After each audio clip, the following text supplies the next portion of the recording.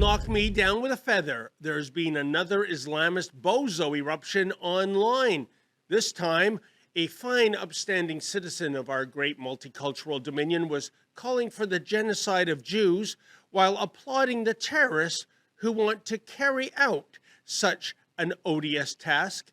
Here's the skinny. I was tipped off by our friend Leviathan that Malik is the latest spewer of anti-Jew venom online. Gee, I hope I pronounced Mr. Malik's first name correctly. If not, my most sincere apologies. Anyway, Malik is, or rather was, a product care specialist with a mobile clinic shop in Mississauga, Ontario. Mobile Clinic is a chain of cell phone stores owned by telecommunications giant Telus. Here's the issue. Malik has made numerous hateful postings on social media. This includes, he openly calls for death to Jews and asks to bring back Hitler.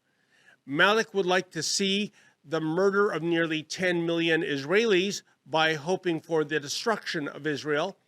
Malik enjoys mocking the Iranians who died at the hands of the Islamic regime by bizarrely claiming doctors on the ground are Jewish stereotype caricatures.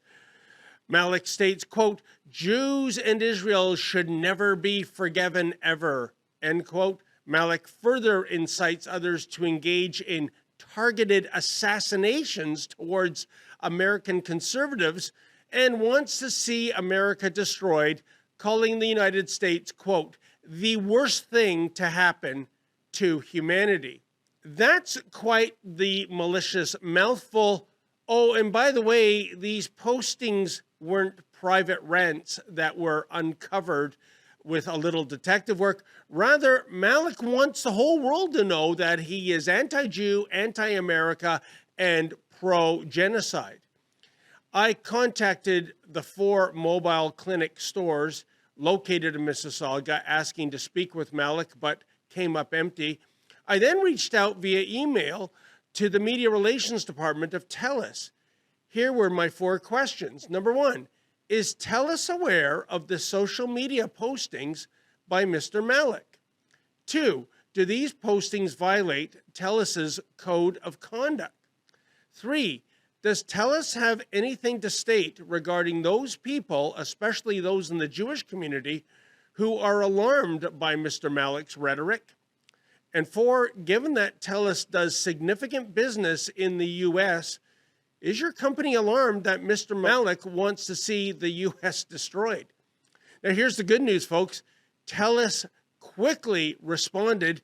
Here's what Telus spokeswoman Liz Sauve had to say about Mr. Malik in a statement, quote, Telus condemns anti-Semitism, hate speech, and any calls for violence.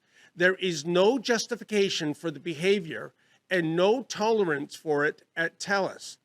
Following a review of social media content attributed to a former Telus team member, we have terminated their employment effective immediately. The views and actions reflected in these posts are reprehensible and fundamentally incompatible with our values, our code of conduct, and our commitment to the safety and dignity of all communities, end quote.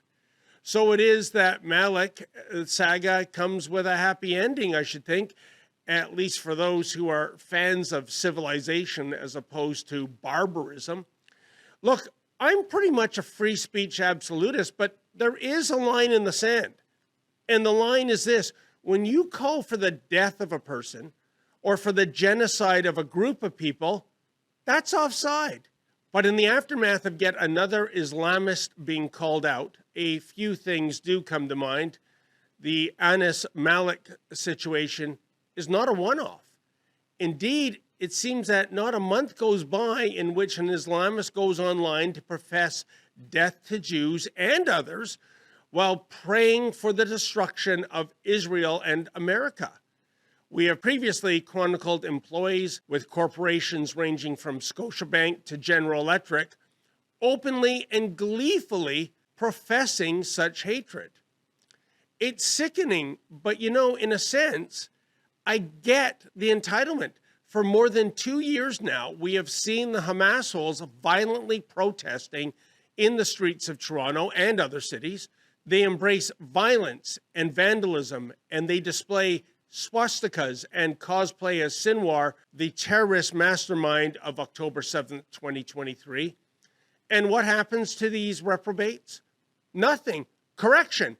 On cold days, the Toronto Police Service reimagine themselves as Uber Eats drivers and deliver the pro-Hamas folk coffee and Timbits.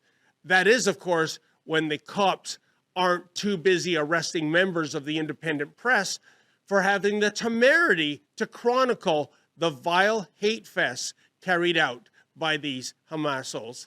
Folks, this is Sharia law, like you're seeing, on the eve of Remembrance Day. These officers are disobeying their oath. They are assaulting me. They are bending the knee to the Islamo-Nazis.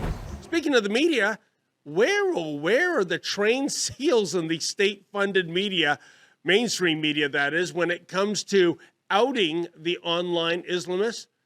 Would such reporting be deemed culturally insensitive? Or are the identity politics not quite right here?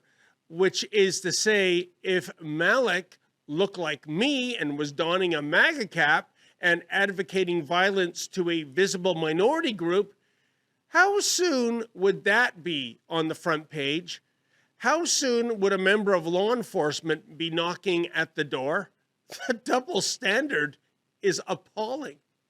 In any event, kudos to Telus for standing up to such vile hatred. As for Malik, if you are now experiencing buyer's remorse, too bad, so sad, but as the saying goes, you are quite literally the author of your own misfortune. Hey folks, we know you love it when Rebel News brings you the other side of the story, but the fact is, we need your help. Unlike the trained SEALs funded by the Liberal Party, we do not receive a nickel of government funding. Here's where you come in. Can you do me a favor? Can you go to rebelfieldreports.com? That's rebelfieldreports.com. And if you're able to, kindly make a donation.